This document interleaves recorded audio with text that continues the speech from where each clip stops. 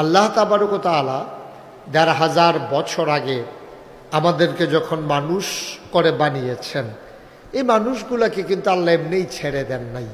কোন পথে গেলে জান্নাত, কোন পথে গেলে জাহান্নাম, কোন পথে লাভ, কোন পথে লোকসান, কোন পথে ভালো, কোন পথে মন্দ, কোন পথে কল্যাণ, কোন পথে অকল্যাণ, কোন পথে শিরক বেদাত, কোন পথে তাওহীদ রিসালাত, কোন পথে কুফর আর কোন পথে ইসলাম, এটাকে জানানোর জন্য আল্লাহ তাবারক ওয়া তাআলা যুগে যুগে মানুষদের মাঝ থেকে যাচাই বাছাই করুণা করে তিনি উত্তম চরিত্রের একদল মানুষকে আমাদের জন্য নবী এবং রাসূল করে পাঠাইছেন। বলেন সুবহানাল্লাহ।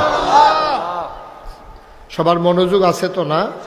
তা আল্লাহ তাবারক ওয়া তাআলা মানুষ বানাইছেন, গরু বানাইছেন, ছাগল বানাইছেন, জন্তু জানোয়ার বানাইছেন। মানুষকে আশরাফুল মাখলুকাত কেন বললেন? বললেন মানুষকে আল্লাহ তাবারক ওয়া তাআলা একটা প্রাণী হিসেবেই সৃষ্টি করেছেন। মানুষের সুকুমার বৃত্তিগুলো যখন লালন করে, মনুষ্যত্বের যখন বিকাশ ঘটায়, পশু প্রবৃত্তির যখন দমন করে, তখন মানুষে পরিণত হয়। কিন্তু আফসোস হচ্ছে আমরা মানুষ, দেখতে শুনতে মানুষ, কিন্তু আমাদের কাজ কর্ম, আচার আচরণ, লেনদেন, ওঠা বসা, সামগ্রিক কর্মকাণ্ড পশুর চাইতে আরো নিকৃষ্ট। ঠিক কিনা?